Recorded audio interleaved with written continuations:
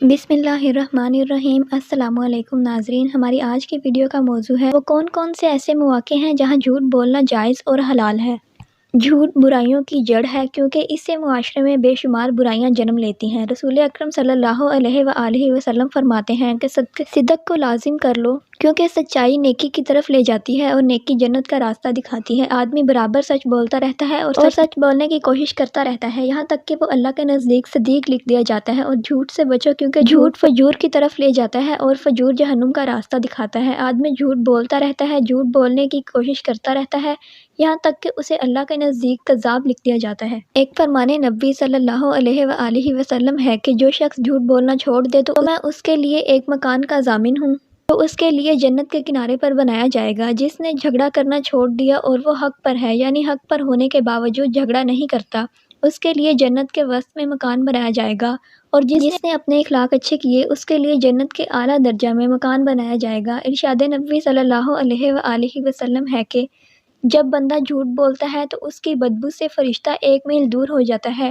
مزید فرمایا، خیانت کی بات یہ ہے کہ تو اپنے بھائی سے کوئی بات کہے اور وہ تجھے اس میں سچا جان رہا ہو اور تو اس سے جھوٹ بول رہا ہو۔ آپ صلی اللہ علیہ وآلہ وسلم کا فرمان عالی ہے کہ مومن کی طبع میں تمام خصلتیں ہو سکتی ہیں مگر خیانت اور جھوٹ یعنی دونوں چیزیں ایمان کے خلاف ہیں، مومن کو ان سے دور رہنا بہت ضروری ہے۔ ایک دفعہ رسول اکرم صلی اللہ علیہ وآلہ وسلم سے پوچھا گیا کہ مومن بزدل ہو سکتا ہے؟ فرمایا ہاں۔ پھر عرض کیا گیا مومن بخیل ہو سکتا ہے؟ فرمایا ہاں۔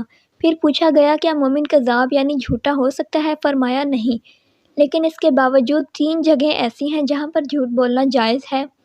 نمبر 1، آدمی اپنی بیوی سے بات کرے تاکہ اس کو راضی کر لے اور اپنی بیوی کو خوش کر سکے۔ میاں بیوی میں سے ہر ایک کے لیے یہ جائز ہے کہ وہ ایک دوسرے کو خوش کرنے کے لیے ایسی بات کہہ دیں جو خلاف واقعہ ہو، مثلاً دونوں میں سے کوئی دوسرے سے یہ کہے کہ میں تم سے بے انتہا محبت کرتا ہوں تو یہ جائز ہے، خواہ اس کے دل میں محبت نہ بھی ہو۔ نمبر 2، جنگ میں جھوٹ بولنا تاکہ دشمن کو پسپا کیا جا سکے اور اسلامی لشکر کو کسی بڑے نقصان سے بچایا جا سکے۔ جنگ کے دوران اپنے مقابل کو دھوکہ دینا جائز ہے۔ اسی طرح جب ظالم ظلم کرنا چاہتا ہے تو اس ظلم سے بچنے کے لیے بھی جھوٹ بولنا جائز ہے۔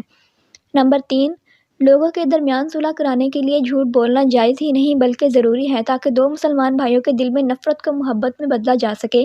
2 لوگوں کے درمیان صلح کرانے کے لیے جھوٹ بولنا کہ ایک کے سامنے یہ کہہ دینا کہ وہ تمہیں اچھا جانتا ہے، تمہاری تعریف کرتا تھا یا اس نے تمہیں سلام کہا بھیجا ہے، اور دوسرے کے پاس بھی اسی قسم کی باتیں کریں تاکہ دونوں میں عداوت ختم ہو جائے اور صلح ہو جائے۔ علامہ البانی رحمۃ اللہ نے صحیح ترمذی میں اسے صحیح قرار دیا ہے۔ فقہائے کرام نے محض سامنے والے کو دل خوش کرنے اور دل لگی کے لیے مذاق کے طور پر ایسے جملے استعمال کرنے کی اجازت دی ہے جو ذو معنی الفاظ پر مشتمل ہو، جیسے کہ رسول اکرم صلی اللہ علیہ وآلہ وسلم نے ایک بڑھیا سے فرمایا کہ بوڑھی عورتیں جنت میں نہیں جائیں گی۔ پھر اس کے پریشان ہونے پر وضاحت فرمائی کہ میری مراد یہ ہے کہ جنت میں سب جوان ہو کر جائیں گے، بڑھاپے کی حالت میں کوئی بھی جنت میں نہیں جائے گا۔ اسی طرح ایک موقع پر جب ایک سائل نے اونٹ یا اونٹنی مانگی تو آپ صلی اللہ علیہ وآلہ وسلم نے فرمایا کہ ہم آپ کو اونٹنی کا بچہ دیں گے۔ اس نے پریشان ہو کر پوچھا کہ حضور اونٹنی کا بچہ میرے کس کام آئے گا؟ مجھے تو بڑا اونٹ چاہیے۔ تو آپ صلی اللہ علیہ وآلہ وسلم نے وضاحت فرمائی کہ ہر اونٹ کسی اونٹنی کا بچہ ہی ہوتا ہے، چاہے وہ کتنا ہی بڑا ہو جائے۔ حضرت عبداللہ بن عامر رضی اللہ تعالیٰ عنہ سے روایت ہے کہ رسول اکرم صلی اللہ علیہ وآلہ وسلم ہمارے گھر میں فرما تھے کہ میری والدہ نے مجھے بلایا کہ میرے پاس آؤ تمہیں کچھ دوں گی۔ آپ نے فرمایا کیا چیز دینے کا ارادہ ہے؟ انہوں نے کہا کھجور دوں گی۔ تو آپ نے ارشاد فرمایا اگر تو کچھ نہ دیتی تو یہ تیرے ذمہ جھوٹ لکھ دیا جاتا۔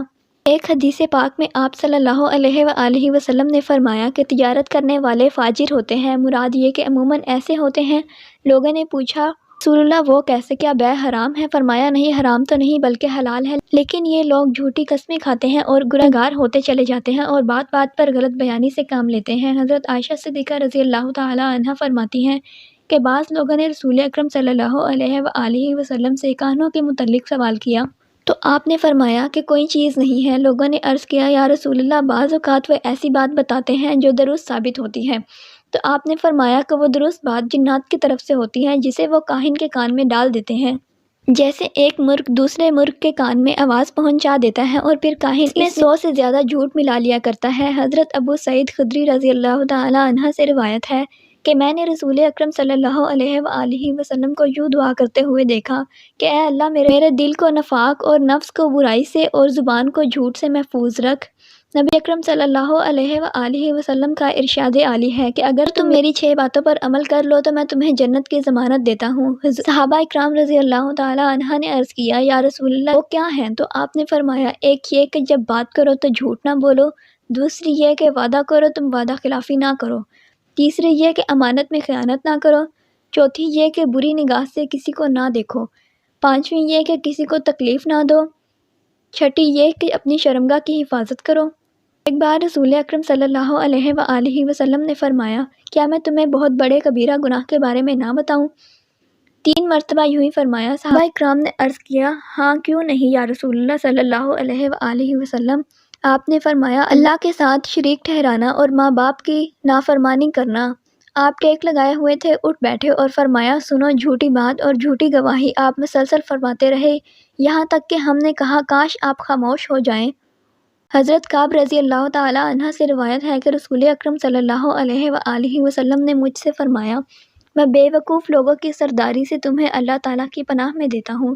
حضرت کعب رضی اللہ تعالی عنہ عرض گزار ہوئے کہ یا رسول اللہ وہ کیا ہے؟ فرمایا کہ میرے کچھ عرصے بعد حکام ہوں گے جو جھوٹ پر بھی ان کی تصدیق کرے اور ظلم پر بھی ان کی مدد کرے، وہ مجھ سے نہیں اور میں ان سے نہیں۔ حوض کوثر پر میرے پاس نہیں آئیں گے، جو ان کے پاس نہ جائیں، جھوٹ پر ان کی تصدیق نہ کرے اور ظلم پر ان کی مدد نہ کرے، تو ایسے لوگ مجھ سے ہیں اور میں ان سے ہوں، اور یہی لوگ ہیں جو حوض کوثر پر میرے پاس آئیں گے۔